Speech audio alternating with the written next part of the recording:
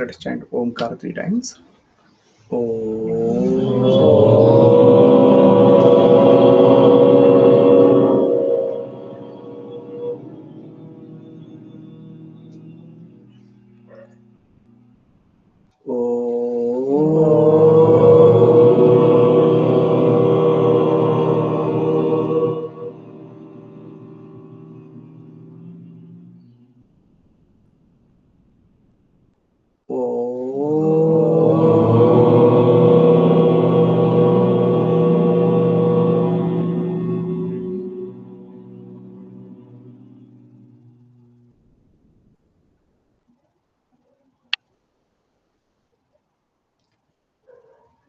For next couple of days, we'll take up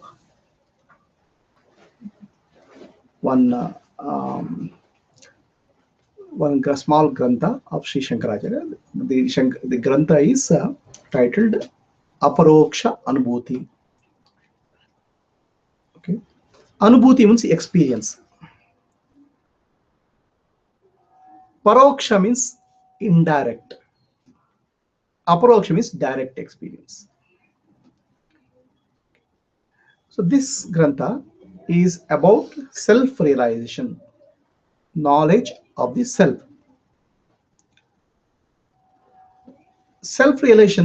For self-realization, one goes through 3 different stages. First is called Shravana. It's listening. You listen to the words of Guru to understand that you are not the body, mind, or intellect. You are Sakshi, consciousness. This is called Shravana Dnana. Dnana received through listening, Shravana. But Dnana received through listening is indirect because it's not your experience. It is the experience of the Guru. Okay. Second stage is called Manana. Now you start thinking over it. You start questioning and you start internalizing. If you have some doubts, you clarify. So now it becomes a Manana Dnana. You have understood now. You don't have any doubt. Okay. You accept it as a reality. You accept it as truth. Or you reject it as truth, whatever is that. It's called Manana. So then beyond that, Nididhyasa is there. Now you start living the truth or experiencing the truth yourself. So you have to, a truth which is second hand will not help you.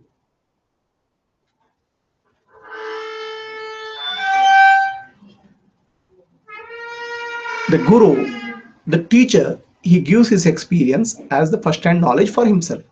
But for you, it's second hand knowledge. It's called Paroksha Dnana. Manana is also Paroksha, indirect. The reason is simple. You are using your mind and intellect to analyze. They are instruments. Seeing the truth by yourself is called Aparoksha Dnana or direct experience of truth. It happens in the stage of Nididhyasa.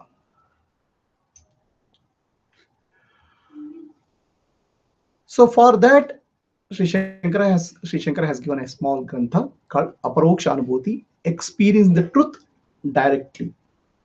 It has about over 100 slokas. We'll take a couple of them. Shri Harim Paramanandam Upadeshtaram Ishwaram Vyapakam Sarvalokanam Karanam Tam Namamyaham. This is called Mangala Shloka, respecting the Guru. For Sri Shankaracharya, Guru himself is the Sri Hari. This is Guru represents the Sri Hari. Guru represents the supreme truth. Guru represents the Ishvara, the Lord, Bhagavan. And Bhagavan is called Hari. Hari means Harayati iti Hari, one who robs you. Okay, is not Bhagavan is not one who gives something to you. Bhagavan is one who robs something from you. What he robs? Hari means Harayati, stealing, robbing. Okay, so he robs suffering from you. He robs the sorrow from you. He robs misery from you. He protects you by robbing sorrow, misery, and suffering from your life. That's why it's called Hari. Okay. The sorrow, misery, and suffering from our life in our life is because of our attachment to sense objects, attachment to the objects of the world. Hari is the one who removes that and destroys that ignorance and bestows peace and beatitude, which is actually supreme bliss. That supreme bliss is called Paramanandam. Okay, one who is of the nature of Paramanandam will also give you the supreme bliss, Paramanandam. Vyapakam Sarvalokanam. He is the one who is pervading the whole universe. To such Sri Hari, to such Guru, Sri Shankara bows down. Guru of Shankara is Govinda Padacharya. So he is offering the respect to Guru and Govinda in one sloka.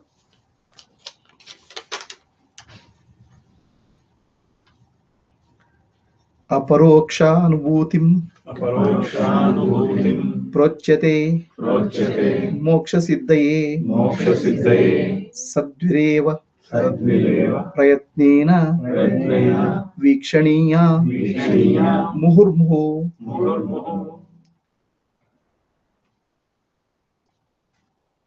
The text is called Aparokshanubhuti, or direct experience of truth, as against Parokshanubhuti, or indirect experience.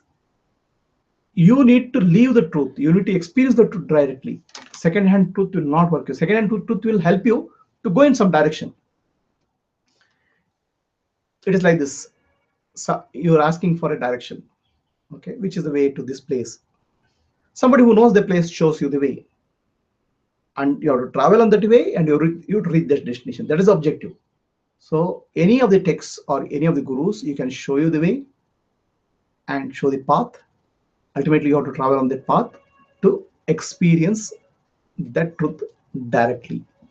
So this text is for mumukshatva, or those who are seeking liberation. And those who are seeking liberation should contemplate on the truths of this text again and again to internalize the truth and treat the path of enlightenment and liberation.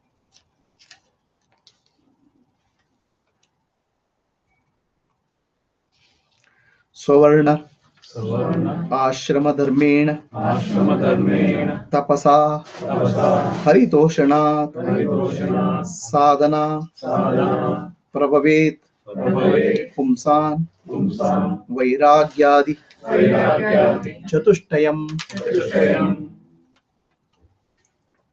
So who should read this? Not everybody can read the path of liberation. Okay. Not everybody can look for liberation or enlightenment. Those who have followed their dharma, swadharma, the dharma which is prescribed for them in the form of varna and ashrama. Varna and ashrama are 4 types: brahmacharya, grahastha, vanaprastha, sannyasa. And then brahmana, kshatriya, vaishya, shudra.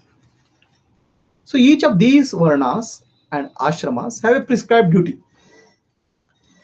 So by performing the prescribed duties in a way which is prescribed as per scriptures,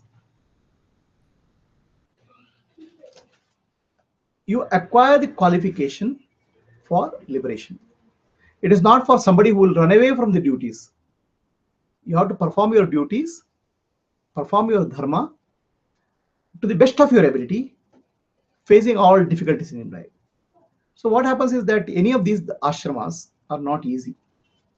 They have their own challenges, whether it's brahmacharya, grahastha, vanaprastha, sannyasa.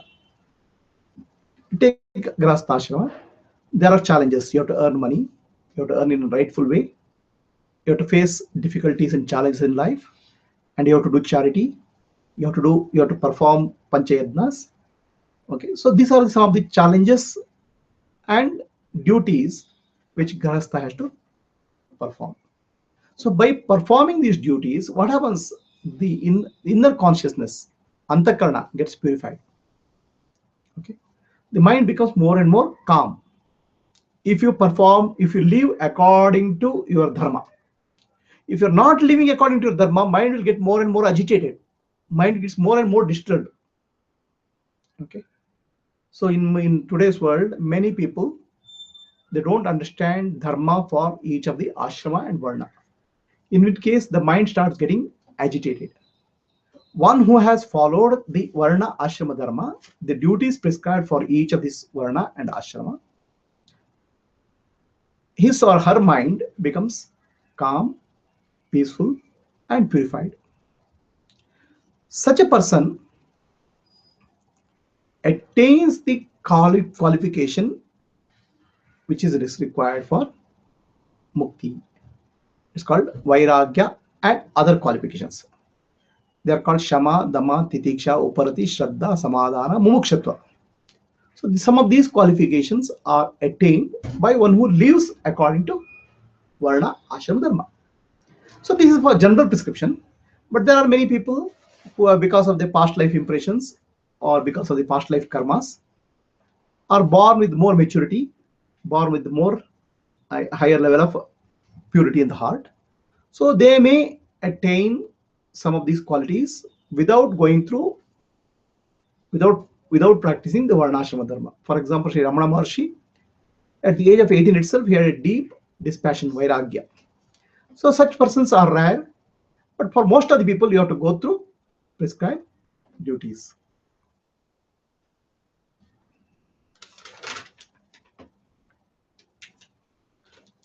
नित्यं नित्यम् आत्मस्वरूपं हि आत्मस्वरूपं हि दृश्यं दृश्यम् तद्विपरीतं तद्विपरीतम् एवं एवं यो निश्चयः यो निश्चयः सम्यक् सम्यक् विवेको विवेको वस्तुनः वस्तुनः स वै. स वै.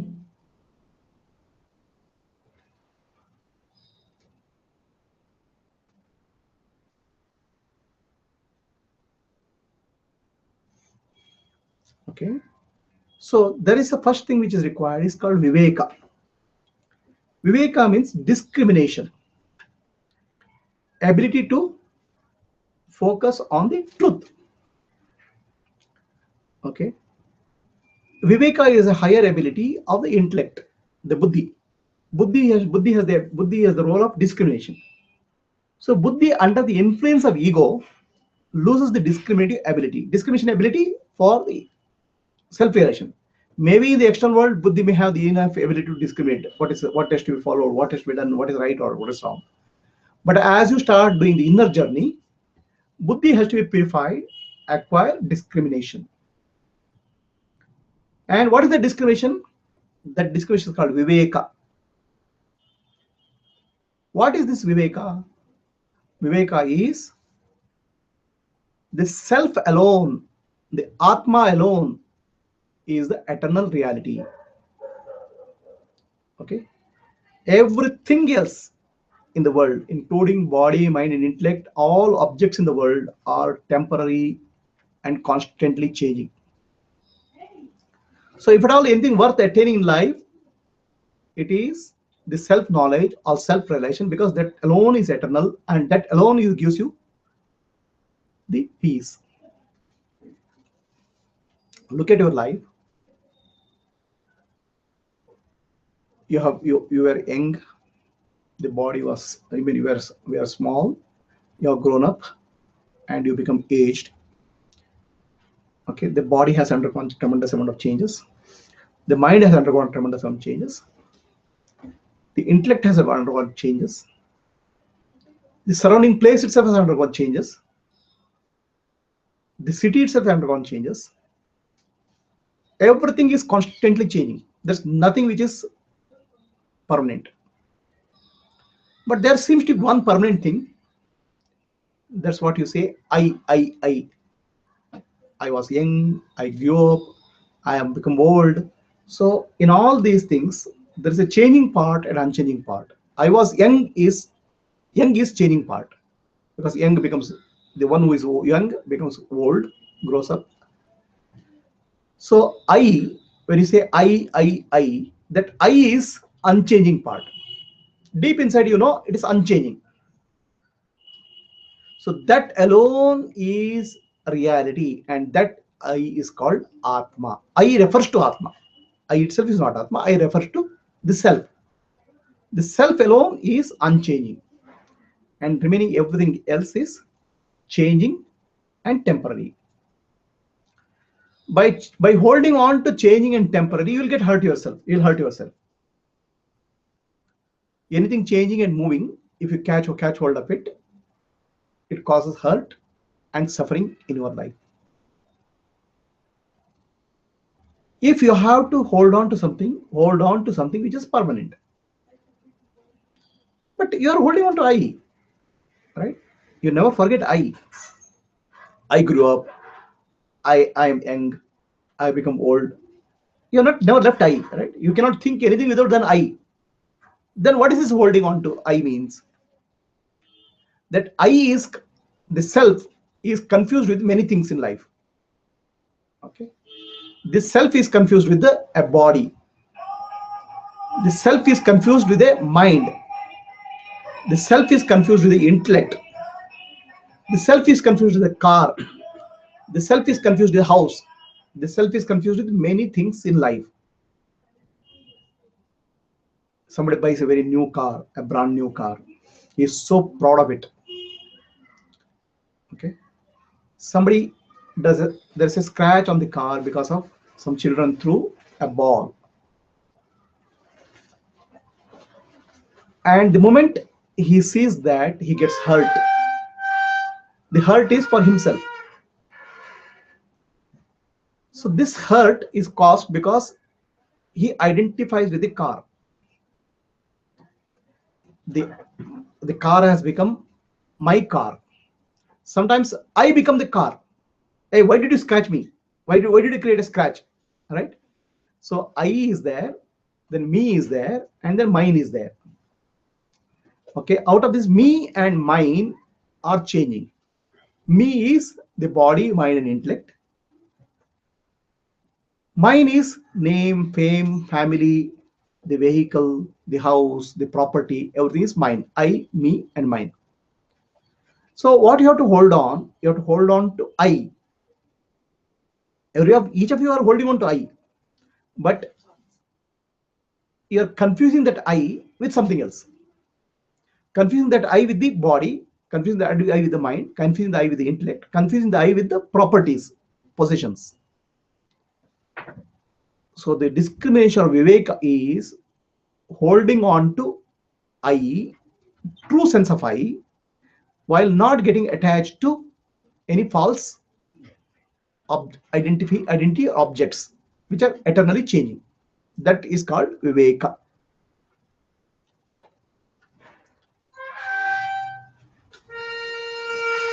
विषयेभ्यः विषयेभ्यः परावृत्तिः परावृत्तिः परमो परमो अपरति अपरति हिता हिता सहनं सहनं सर्वदुःखानां सर्वदुःखानां तितिक्षा तितिक्षा सा शुभा मता. सा शुभा मता.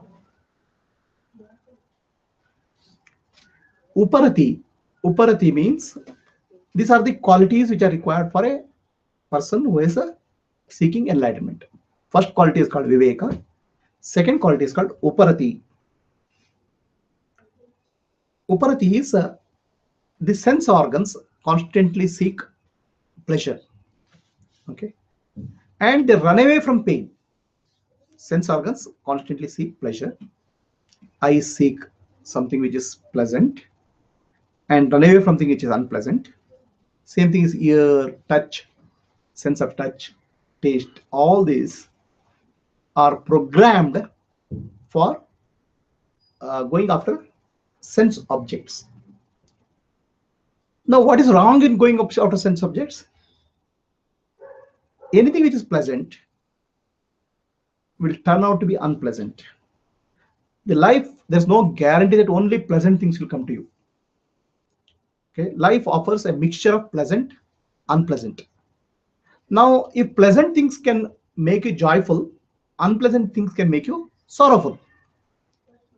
So the joy and sorrow are caused by the attachment to sense objects. Happiness and unhappiness is a result of attachment to sense objects.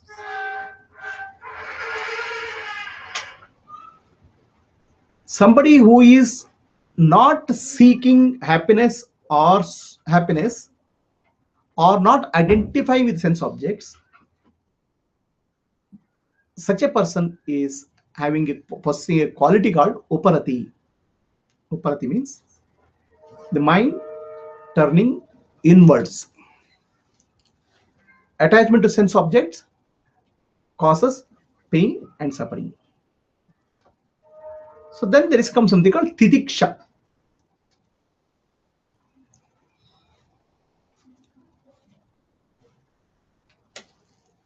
Ability to withstand the pain. Okay. So what is the ability to withstand pain? Pain can come in the form of hot and cold. Okay. Pain can come in the form of sensations. So ability to withstand the pain without losing the mental balance is called titiksha. Why this quality is required?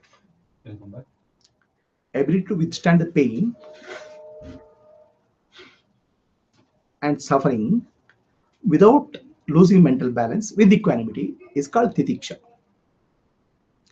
See, why that is important is, okay, let us say something happens to your body.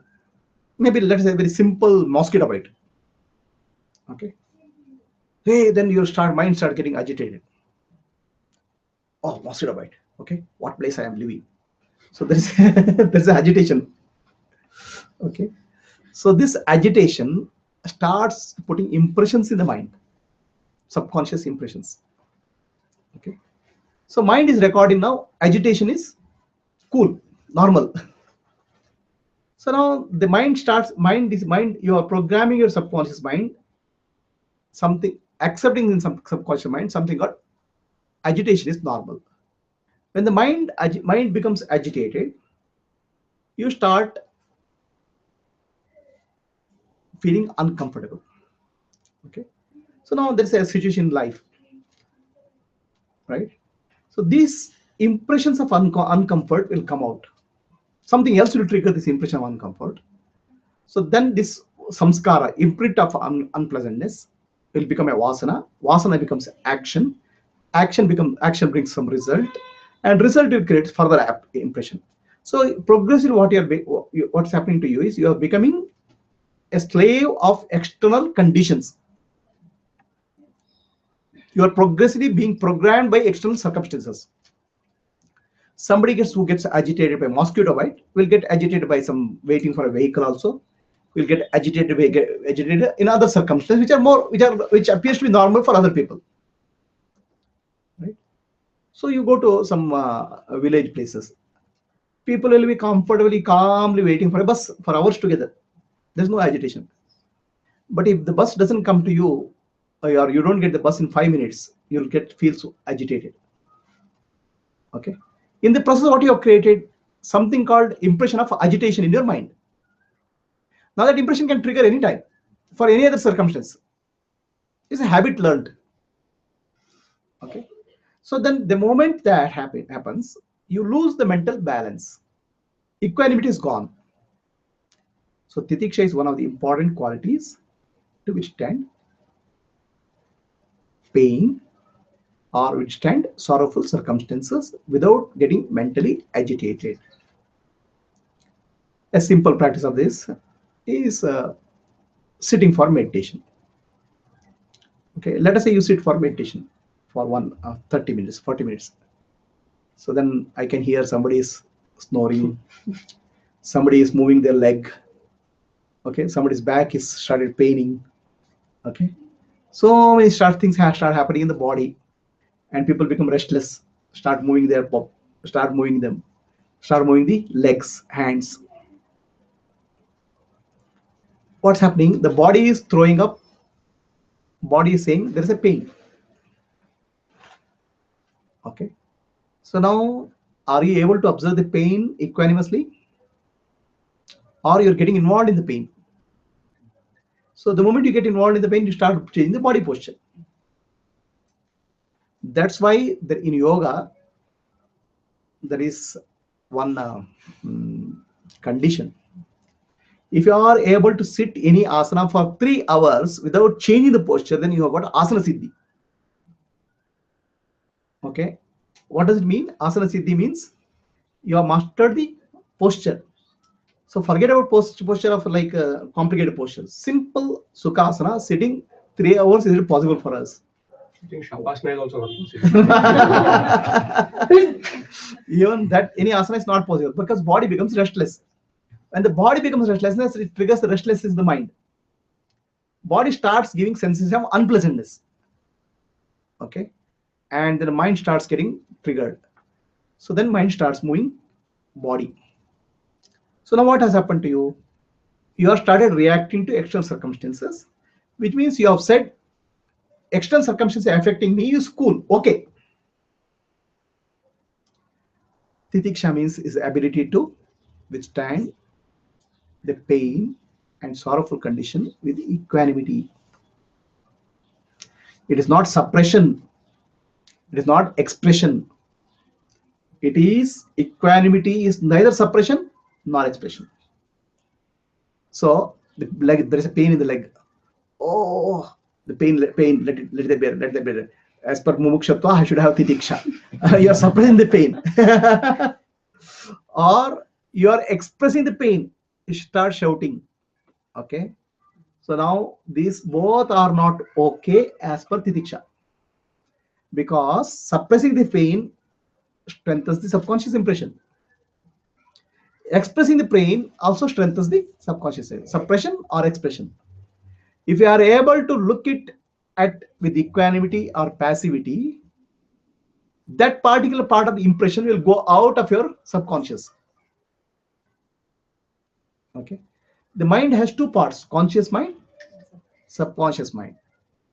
Okay, subconscious mind is for response for reactions.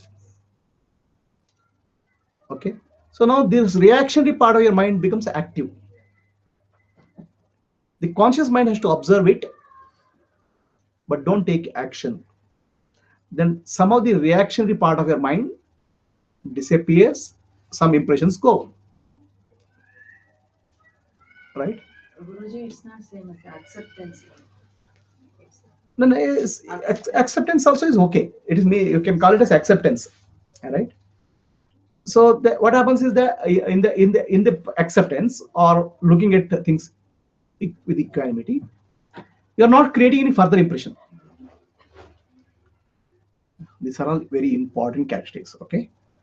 The reason is simple. Life throws up many challenges in life. There are situations in your life where you go through pain. For example, women in labor pain. So some men or women have to go through some surgery. Now, in those situations, you start throwing up, the subconscious impression will come and start creating more reactions.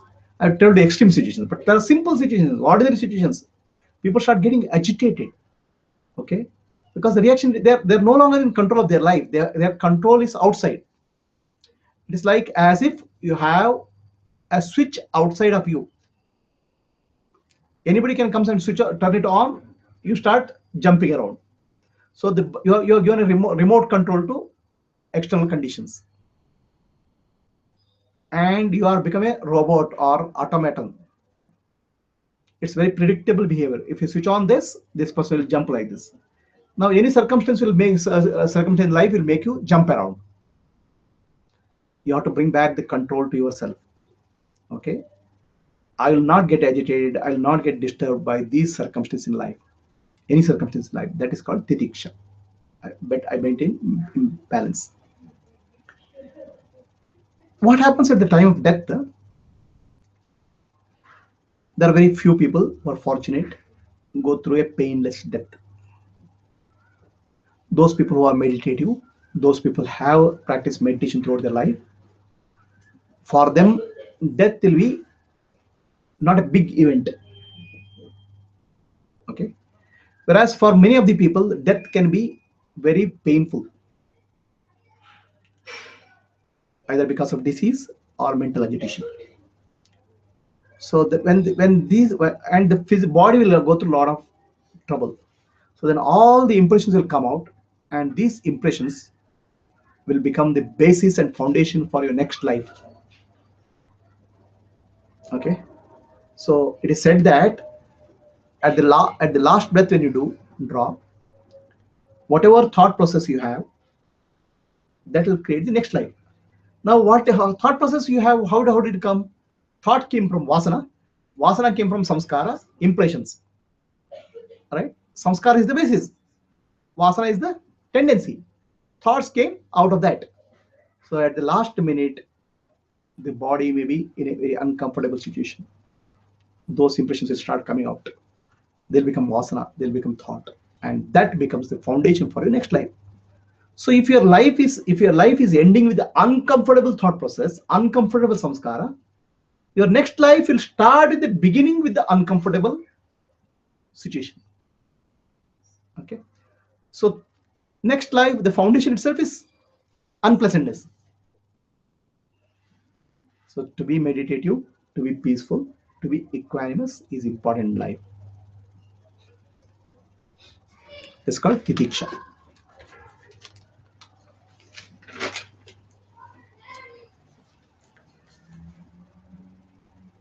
Nigama निगमा आचार्य वाक्येषु आचार्यवाक्येषु भक्तिः भक्तिः श्रद्धेति विश्रुता श्रद्धेति विश्रुता चित्तैकाग्र्यं चित्तैकाग्र्यं तु तु सल्लक्ष्ये सल्लक्ष्ये समाधानमिति समाधानमिति स्मृतं. स्मृतम्. Faith in the teaching of scriptures and teaching of Acharya, Guru. This is required. What is the teaching of scriptures? Teaching of scriptures is you are that, Tattvamasi. You are that supreme reality. Obviously, that's not your experience. Obviously, your experience is the body, mind, and intellect. I am. Okay. It is like almost like telling a beggar that you are an emperor. Okay. How can it be so? So that question will be there. But if you have faith in scriptures and faith in Acharya, Guru, you'll have focus in your life. Otherwise, what will happen? You will not have focus, which is required for doing any of the spiritual practices. And this focus is called Shraddha. Shraddha means faith. Okay. Now, Acharya or Guru is able to teach the scriptures, teaching of scriptures, not by forcing certain views on you. Okay. He teaches by giving logical examples which you can appreciate. By making you look at your life, look at your experience of life, he can point out something which is beyond your experience. Waking, dreaming, and deep sleep state, he can show and point out to the Sakshi consciousness behind it. So he is able to guide you from known to unknown, or from known to unknown, or known with misconception. You have a misconception that I am the body, I am the mind, I am the intellect. So that misconception he can remove by a simple logic or by giving a thought process by which he can overcome. In other words, he is able to remove the ignorance in your mind by teaching. When you say Acharya, we get a lot of this thing about miraculous powers, and faith in the Guru means faith in the miracles, faith in some higher ability. Here, nothing higher is spoken of. Here is ability to teach clearly what is written in scriptures, logically and consistently, so that you can understand and appreciate and get convinced. It doesn't require any super, what is it? So, Acharya doesn't mean that somebody who is has a superhuman ability. No, somebody who has realized himself, somebody has realized the truth of scriptures, but able to guide you through simple teaching. That's what I said. Faith in the teacher's words and faith in scriptures is what is required. It's called Shraddha. Even the Acharya has to be self-realized. Huh? Yeah. See, there are two types of acharyas. Somebody who is not self-realized, but he is able to give the teachings of scriptures based on what he has heard from his guru. Okay, this is what he calls sampradaya. There is a way of teaching anything. Okay, there's a methodology. So the methodology of teaching is what is the stabilized or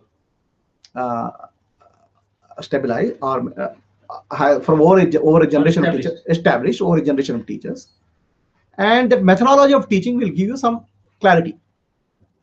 Okay, that's okay.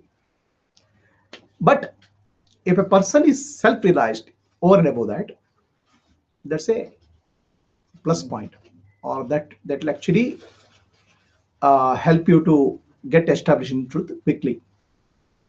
Your part of the effort will be less, because many of the misconceptions, many of the wrong understandings, the Acharya will able to immediately catch. Whereas unself-realized, not a person who is not self-realized, will not be able to catch the nuisances of your behavior, your thought process. He will not be able to catch. He'll be able to deliver, but the in the interaction process, he'll not be able to find out where you're going wrong, where you're missing. Right? He becomes a person who delivers information, but ultimately, if you have the ability, you'll get transformed. Whereas the presence of a realized master, the transformation becomes easier, because he is able to see your small changes in his face. You'll recognize, oh, this person has not understood it. This is where he's missing, and give a correction.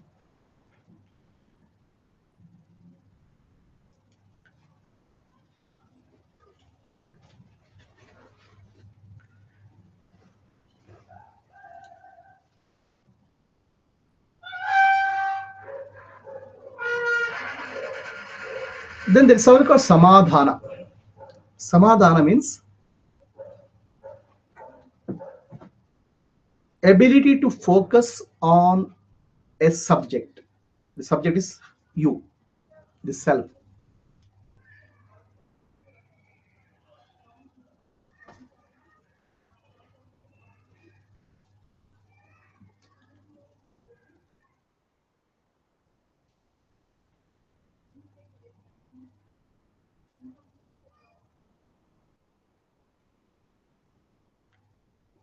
So the truth is told by Acharya, which is called truth of scriptures.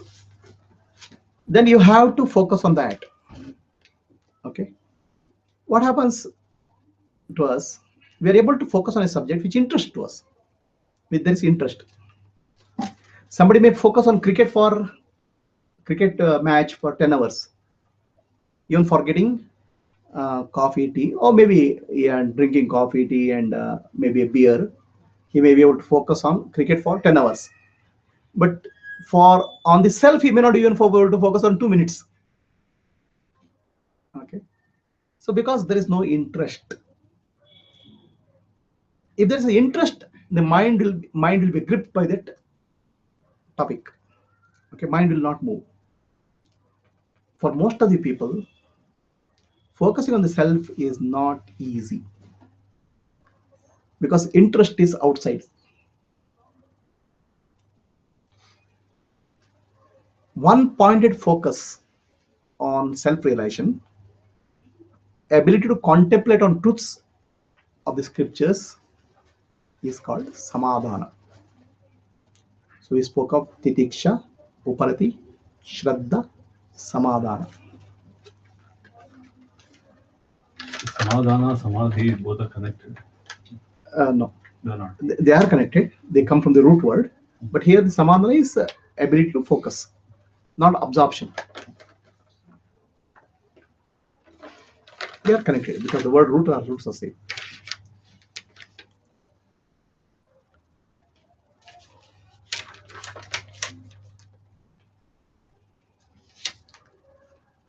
Mukta sadhana Mukta yuktena yuktena vicharaha vichara पुरुषेण हि purushena hi कर्तव्यो kartavyo ज्ञान सिद्ध्यर्थम jnana siddhyartham आत्मनः atmanah शुभमिच्छता. shubhamichyata.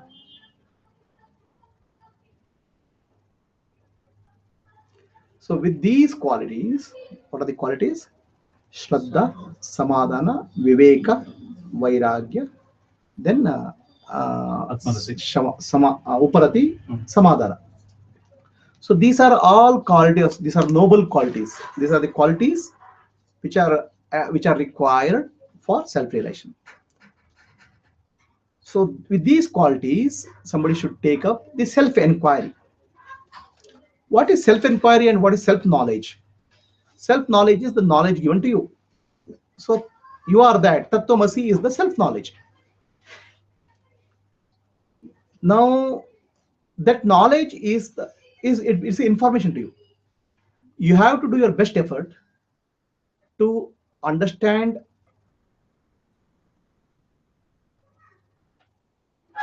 that truth. Tattvamasi. First you have to understand what is tat. What is you have to understand tvam. What is this asi means, right? And then after understanding Tattvamasi, you should be able to inquire into your own nature or inquire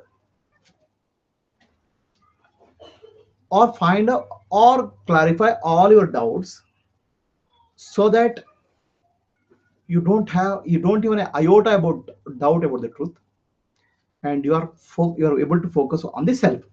This is called self-inquiry.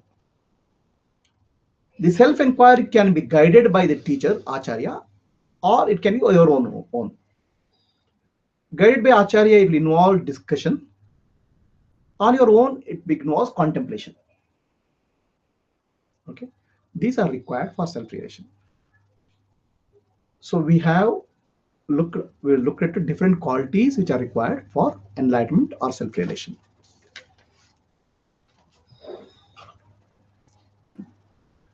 नोत्पद्यते विना ज्ञानं विचारेण अन्य साधनैः यदा पदार्थज्ञानं प्रकाशेन विना क्वचित्.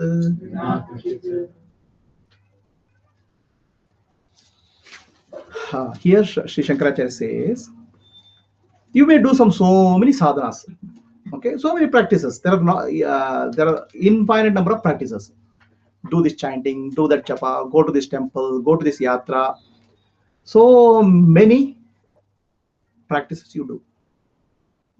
Okay, but without atmadnana, without knowledge of the self,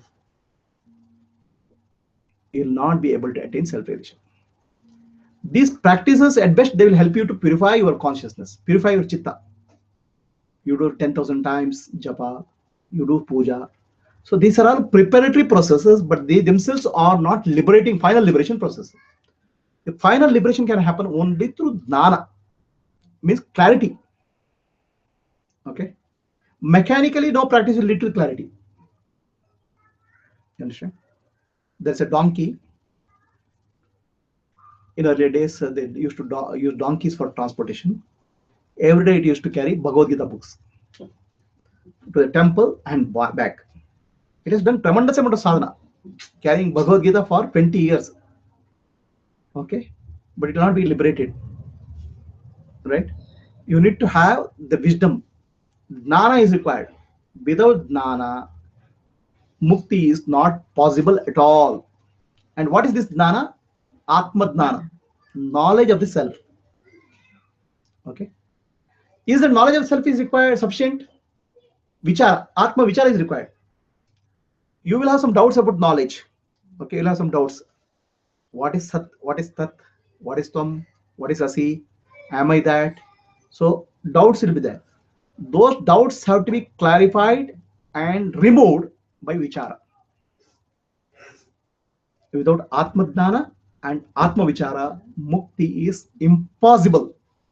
Any practice you do only prepares you and purifies your mind. But liberation has to happen through Jnana and Atma Vichara. Is that clear? Guruji, ಈಗ ಬೇಡ್ರ Kannappa See, those are stories. Those are stories. Okay, those are stories to motivate people. Right? Better Kannappa didn't get mukti. So what happens is after the next life he becomes a king in some other place. Okay, because of good punya, he gets a better birth. So without Atma Jnana and Atma Vichara, nobody can attain mukti. Any mechanical practice, repeatedly doing meditation, repeatedly doing breathing practices, all those things can help you to purify. But Jnana and Atma Vichara is must for liberation. The example given here is there's a dark room. Okay, what are the objects are there in the dark room? You'll never know unless without light. Similarly, avidya or ignorance is what is causing you bondage. The ignorance can be removed only through Jnana. Without Jnana, ignorance will never go. Okay, any mechanical practice will not lead to Jnana. Is there a sequence to it? Do we need to be purified first for the jnana and Yeah, vichara? that process I just discussed. It's okay. So what happens is that uh, the question is there a preparatory practice? Typically, it is there. So what is said in this beginning of this chapter, beginning slokas is those who follow their varnashrama dharma, their prescribed duties, whether it's a householder or wife or husband or it's a professional, to the best of their ability, as an offering to Lord Ishvara. Okay, so they become purified. So their mind becomes silent. Then they'll acquire certain good qualities called Shraddha, Samadhana, Titiksha, Uparati, then Viveka and Vairagya. These are the qualities which are required before you jump into self-knowledge and self-inquiry. But if a person has lived a life according to Dharma, some of these qualities will naturally develop. Guruji, what happens in the process? Suppose I'm a housewife and I've got two children. There are times when I feel tired. That is because the body feels tired. Right. So what happens that time? Momentarily, it doesn't happen that I'm doing a worship of the deva, the jivas in my place. Right. Then a little anger or little frustration comes in. That's okay. See, this is all part of life, no? A little frustration is okay. A little anger is okay. Right? So what happens is there's a by and large purification is there. See, there's no expectation that you will become 100% pure gold. Okay. So these are all impossible standards. Okay. So that doesn't mean that you're impure or No, you need to go a long way. no. There's no such thing. See, these scriptures and all are for normal people. Okay. They are not for abnormal or extraordinary people. Extraordinary people don't need scriptures. Ramana Maharshi didn't read any scriptures. Okay, so you sat and meditate over. Right? These are all for people like us, people who have a normal life. Little bit of anger, little bit of fear, all those things will be there. But we are gradually you're understanding that we are gone out of the way and come back. That's good enough. There's no expectation that you have to be as Olympics race runner. No. If you are able to walk a few kilometers, is okay, good enough. So this is actually our standards are not so high that people cannot reach. These are all for ordinary people. That's why it's Varna, Ashrama, Dharma.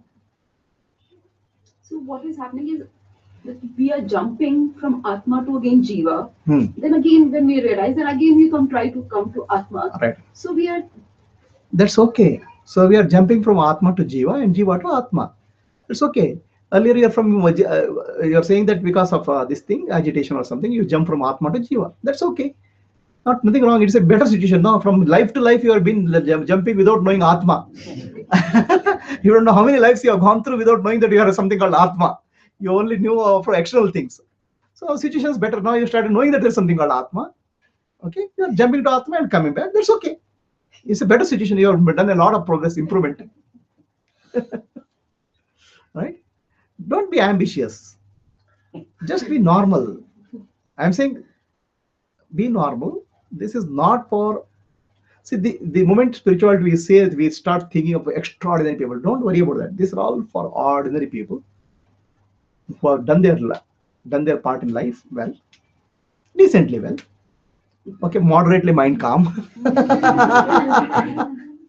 Right? But what are required is a guru is required, a teaching is required. Okay, a faith in the teaching is required, and some amount of practice is required. It will take you to goal of self-realization. In Bhagavad Gita, Bhagavan Sri Krishna says, even little bit of knowledge, okay, even little bit, not even more, of this knowledge of Atma Dhyana will free you. Okay, there's no expectation that you have to be extraordinary. Even if you have done, even if you have a little bit of Atma Dhyana, you got a little bit of Atma Dhyana, you realize that itself is sufficient to remove a lot of impurities in your life and move towards, if not this life, next lifetime. Okay, we have gone through many lifetimes without knowing something called Atma is there. Now we have come to a stage we have understood there is something called Atma, and I am that Atma. That Atma is Bhagavan or Brahman. We have understood. So that's made a good progress. So you have to be on track. Okay, over a period of time, it'll this the remaining impurities, getting little bit angry, little bit jealousy, little bit fear, all those things will go because of this jnana. Right? There's no expectation that you have to be extraordinary. There's no expectation that you have to become a monk.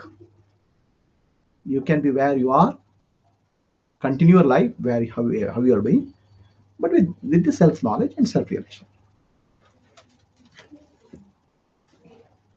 Abnormal ಅಲ್ಲ ಯಾರು? No, I'm saying there's always a question of spirituality means some extraordinary capability. Right? We hear only very special beings who have become enlightened. They left their house and they went to some cave. Okay, so all those some extraordinary character. I'm saying no need to such a fantasies.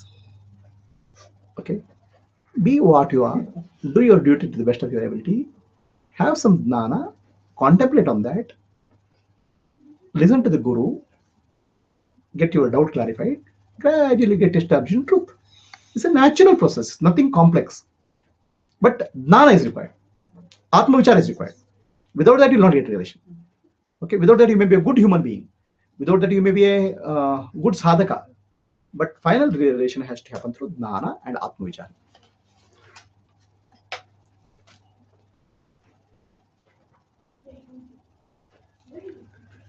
सोहम कोहम कतमिदं जातं को वै कर्तास्य विद्यते उपादानं किमस्तीहि विचारः सोऽयमीदृशः. So it is said that atma vichara has to be done. What is this atma vichara? What is self inquiry? In self inquiry, what you do? So one of my friends went to Tiruvannamalai. Okay, long back. He went to some guru there. He asked, "Inquire who I am." How do I inquire? You keep asking who I am. Okay. So another shop he went. That person saying, "Inquire who I am." So who I am becomes like a mantra, japa. 10,000 times you have to do. Not like, it's not like that. You have to inquire with intelligence. Okay. That inquiry, who am I, is called vichar. Now, what is this creation all about? Who is this creator? Is another inquiry. because I am related to the creator. I am related to the Brahman. Who I am and who is Brahman, this inquiry has to be done. So who I am is called Atma Vichara. Who is Brahman called Brahma Vichara. Brahma Vichara is called in Brahma Sutras it comes. Okay, Atma Vichara and Brahma Vichara. Both are required. And all this creation, what is the base material? How out of this creation is? How is this creation is done? The creation appears to be material. So it's not material, it's an appearance in consciousness. This is the understanding you will arrive at by this inquiry. Okay. This is called Vichara. So three things you have to understand in the Atma Vichara. About the world, which is nothing but creation. What is the basis for the world? What is basis for me? And who is Ishvara or Bhagavan? These are the only three things which has to be inquired into according to scriptures, not your fantasies.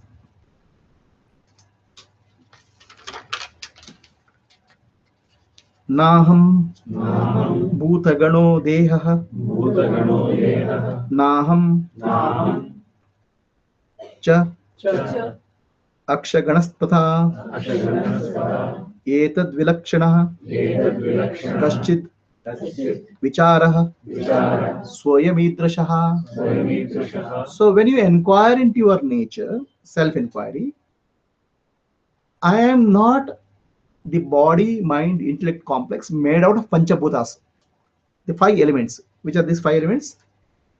Space, Akasha, wind, Vayu, Agni, fire, Jala, Apaha, and Prithvi, Bhumi, earth. So the body and mind is made up, body and mind, intellect is made up of these five elements. I am not that. These five elements are Jada, unconscious. I am consciousness which is separate from this.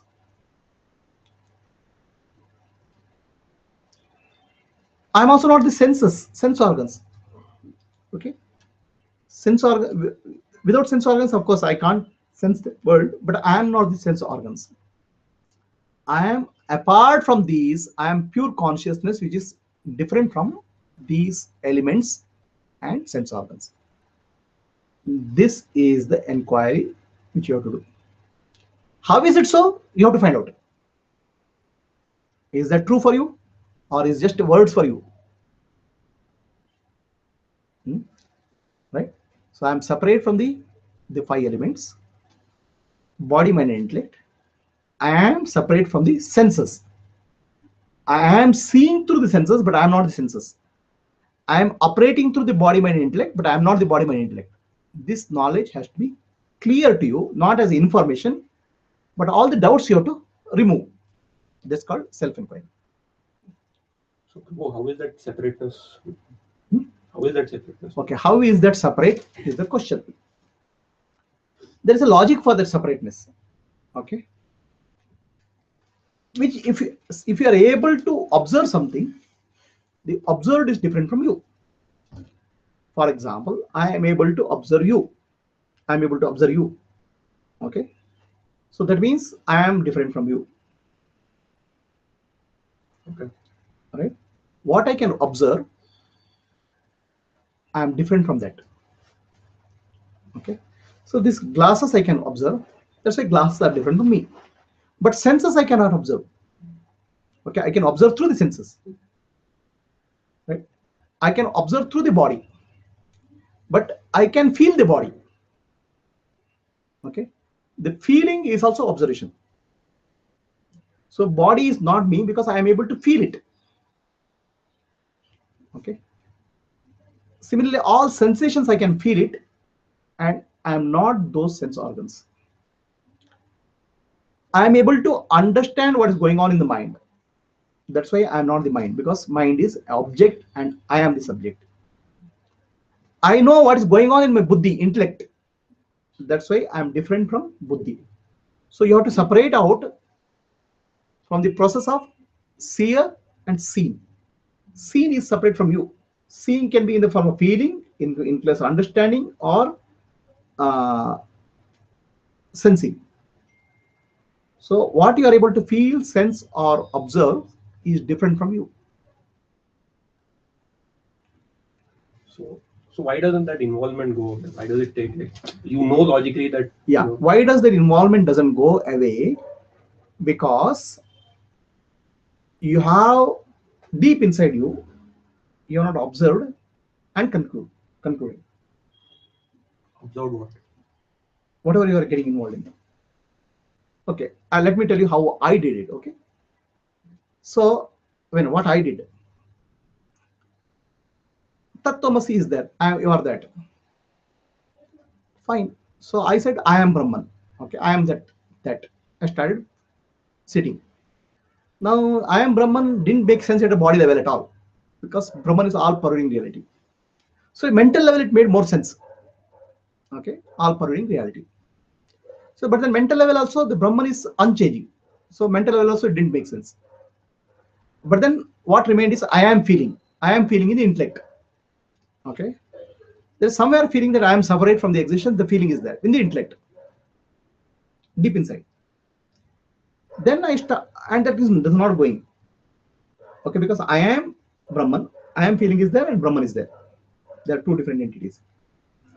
So then I started observing that I am feeling, and I am feeling is a byproduct of intellect, because I am able to observe it. The feeling, it's a feeling. Okay. Now the feeling is there, but I am the knowing. I know the feeling. I am the knower. So I became the knower, and the feeling became an object. Okay, so did the object continue its existence, or did it disappear? It disappears. It disappears because you are not giving strength to that. Okay, so when you say I am not the body man intellect, so the body man intellect, they just disappear from. They don't disappear. It won't disappear. Okay, but you don't identify with that. Okay, so the realization, during the moment of realization, they continue. The body, mind, and intellect, the world will continue to be as it is, but you will not identify with any of them. So when you're contemplating I am Brahman, there are a lot of concepts which come up. Yeah. And there's something going on in the body. So you keep negating all of this. You keep dropping in the light of truth that Brahma is Satyam, eternal reality. Okay. Right? Everything changing reality is not that. So what is the conclusion of this process? I mean, will there be will only conclusion- Brahman remain, or The conclusion of the process is Aham Brahmasmi. The conclusion of Aham Brahmasmi is Aham goes, Brahman only remains. The ego goes, and Brahman only remains. You'll suddenly see a state where that sense of I am body, I am mind, I am intellect, I am, that drops, and you realize that there's nothing called I am in this body. This body is just a what you call as a machine. There's no I am in this body. That I am which is there is eternal presence. so in that contemplation process, is it possible to, like, is it like a continuous process, or it will like plateau for some time and then again start? Is this a continuous process of contemplation? It's not a continuous. It's not continuous, right? It's not continuous because you. It's not. It's like anything in life, right? You go on journey. You find some hurdles. Probably you take some rest, or after rest you get more energy and start moving. Okay. Like that, it's not a continuous process because we are not designed for that. Maybe it's continuous for some people. Maybe it's not continuous for some people. But I would say it will have natural hiccups and journey will stop. Journey will continue for some time, stop, and find out another level. Because as you go inside, it becomes subtle and subtle, subtler and subtle, subtler and subtle. At one stage comes you have a feeling that I am Brahman. That's a subtle feeling. Okay, even there's ego. So as it becomes subtler and subtler, it will be difficult to grasp. So the question is, daily you're involved with interaction with objects, right? So every day you start and sit and start contemplating on that statement. So are you starting from scratch, or are you starting where you left off? You'll be starting from where you left off, huh? Because external world. So the question is daily interaction involved with so many objects and senses. So when yesterday you did meditation and you came to some stage, tomorrow you'll start from some fresh. No, you'll start from where I left yesterday. It's like unfinished work.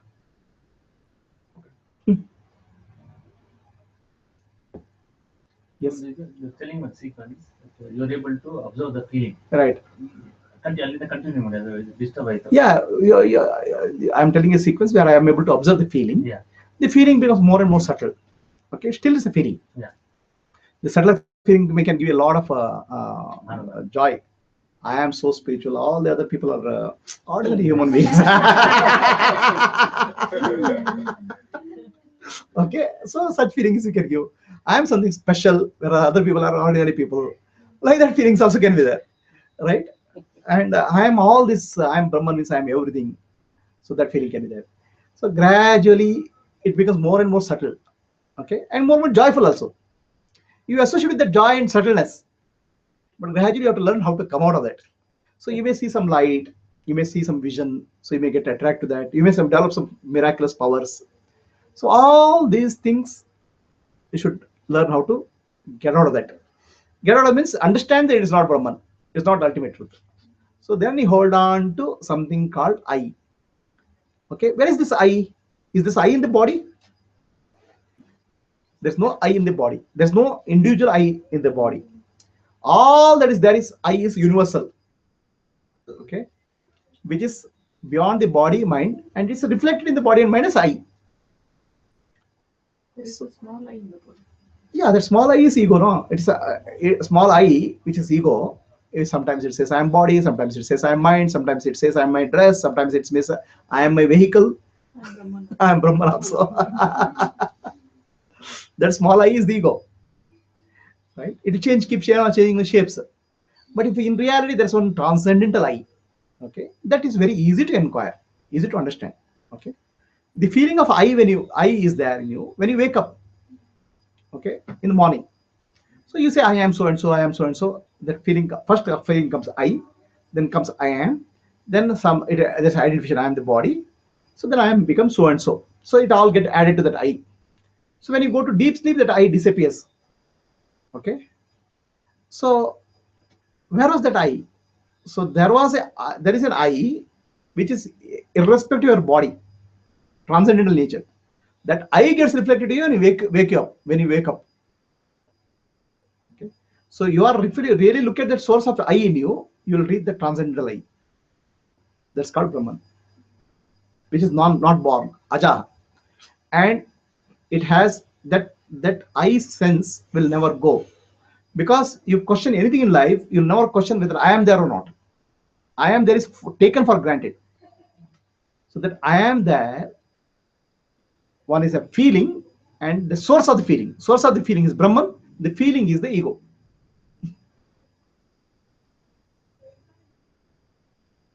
So better way may be contemplating on understanding that I amness is not there in our BMI. Yeah, That is the I amness is there in our BMI as reflection. Yeah. Not the, it keeps changing. I amness is there, which comes up, goes to sleep, changes identification, and deep sleep, it goes to dormant. It appears and disappears. What appears and disappears is not true, not truth. maybe What? we have to contemplate on that I Yeah. amness is not at all there in our BMI. No, IMS is there, There, but yeah. it's not the truth. Okay, It's not reality. not it is changing reality. What is changing is not supreme reality. The unchanging reality is what gives rise to I-amness. Okay, so that I amness, what you have, waking, dreaming, deep sleep state, is coming because of the reflection of the true I.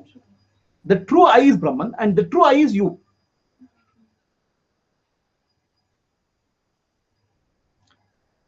That will reflect only when the whole thing goes away, when the body goes, when the mind goes, when the intellect just drops. No, then there's no relation. If the body goes, intellect goes, mind goes, there's no relation. You have a ignorance. I am the body, I am the mind, and that is sustaining your life. That ignorance has to go when you are alive. That's called relation. After death, it won't go, because all your actions are based on the mistaken sense of I. So that mistaken sense of I has to go when you are alive. So then all your karmic actions will stop. When I said go, not in means of death, the feeling of the chief has to go. The feeling of the body, the feeling of No, the limitation has to go. no. Understanding has to change, not limitation. So when you're contemplating these concepts, the sense of body, they become like blockages, like No, it's not blockage. Sense of body is not a blockage. This is what you're. because they keep coming and going, right? And when The sense of body and sense of intellect is not a blockage.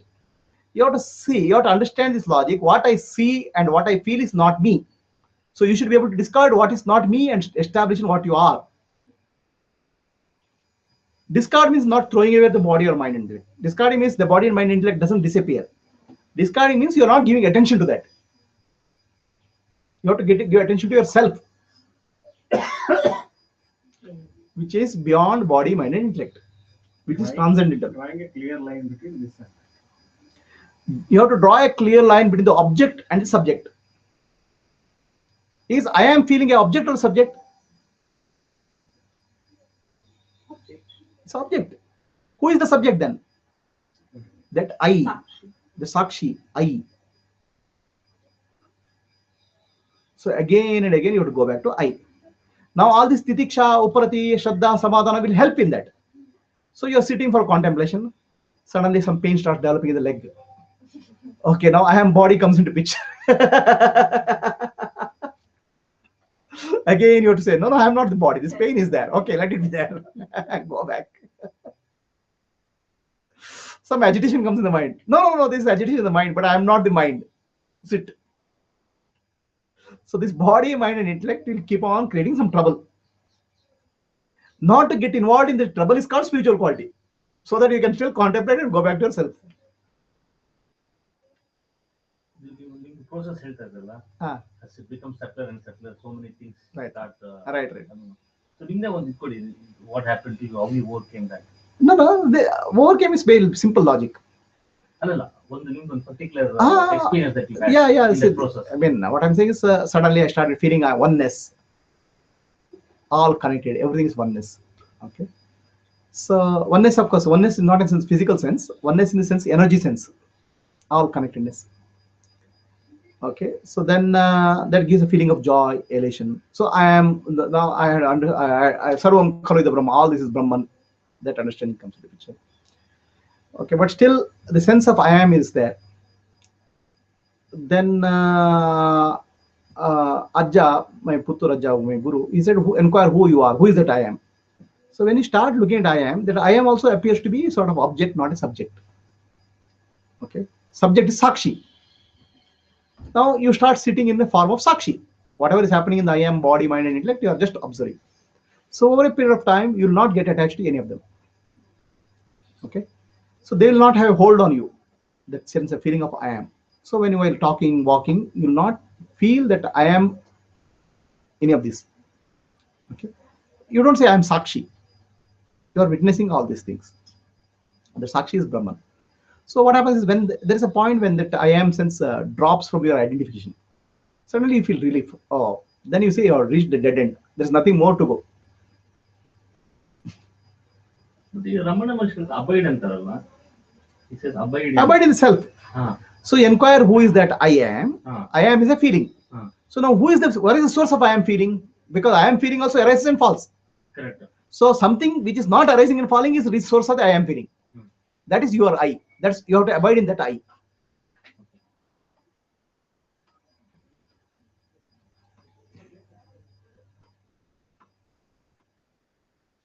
That is the true I.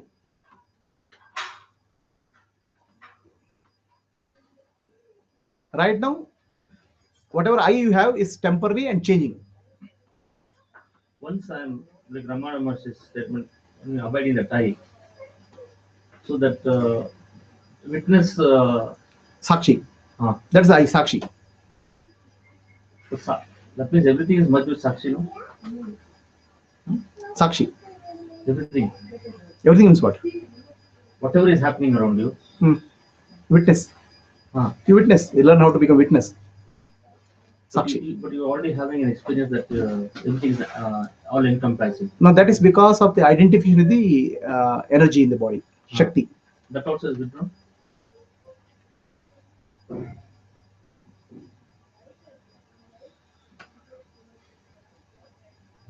Right? Then that Ham Brahmasmi Bharav, right, goes one step beyond. No, no, Aham Brahmasmi is that pure consciousness, transcendental. It's not the Brahma theater. No. The transcendental reality and let's say manifest reality. Transcendent reality is Nirguna Brahma, Yeah. manifest reality is Saguna Brahma. Okay. So first is Saguna Brahma realization, Ah. then is Nirguna Brahma realization. Even Saguna Brahma, the concept also disappears after Nirguna Brahma realization. Because there's no Maya. Oh. So the Brahma is the consciousness. It's not the. Brahma means consciousness. Right? Okay. We'll stop at this. We'll have one more sloka and then close. Adnana prabhavam sarvam Prabhavam sarvam jnanena jnanena praviliyate praviliyate sankalpo sankalpo vividah karta vividah karta vicharah vicharah soyamitrashah. soyamitrishah.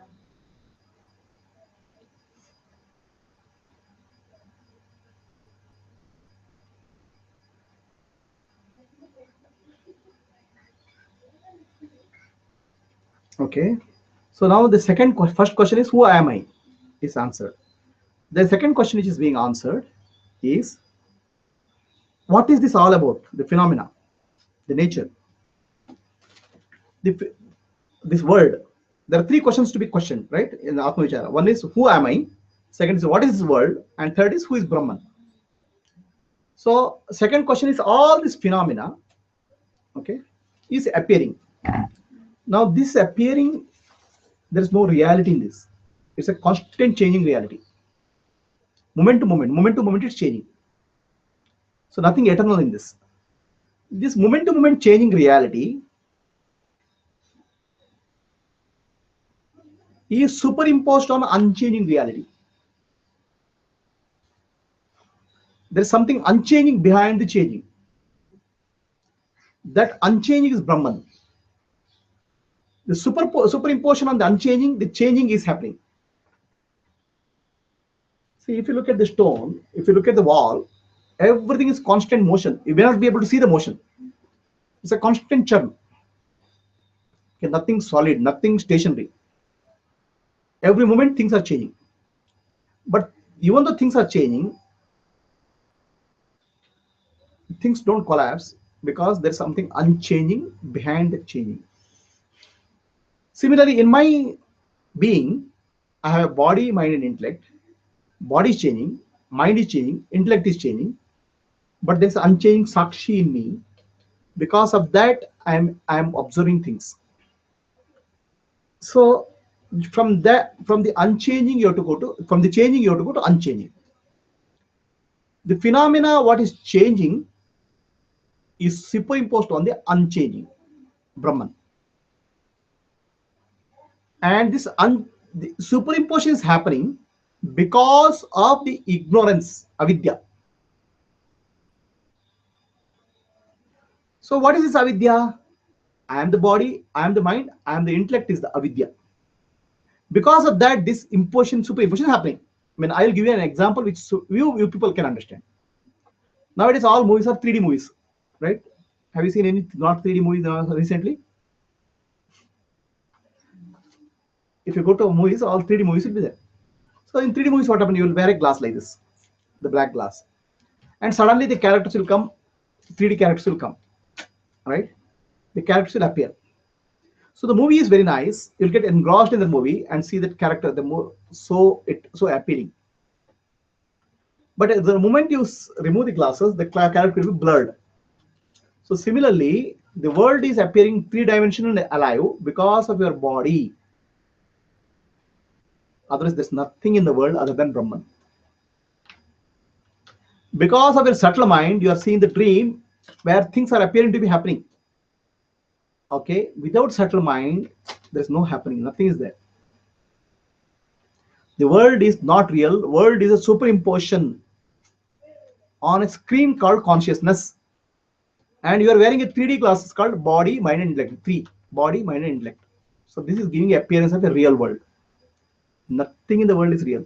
All are appearances. It's a dream-like situation. When we say it is appearing, that we need to say it is changing. Not only changing, It is not there. it's It not is there. not there.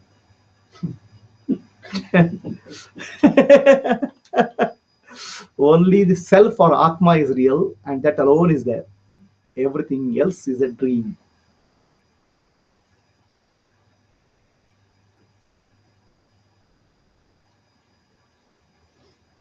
Nothing is real.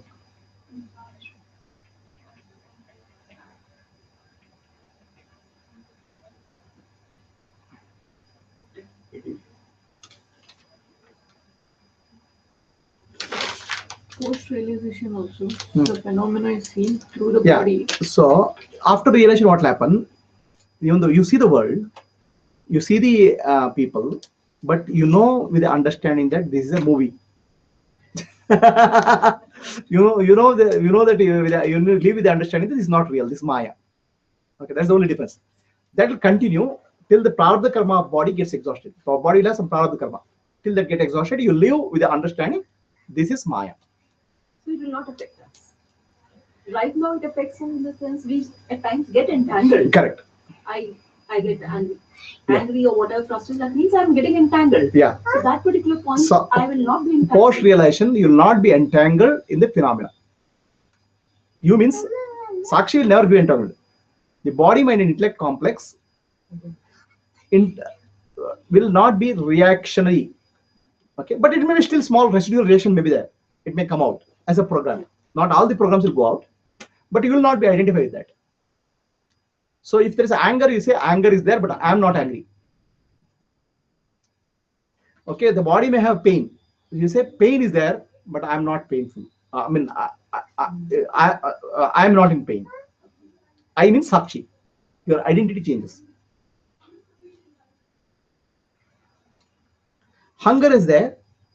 Body has hunger, but I am witnessing it. Like that will happen. If somebody shouts at you, you may feel anger may rising in you, but anger may rising in the mind, but you will watch it. You will not identify with that. The moment you identify it, it will get strengthened.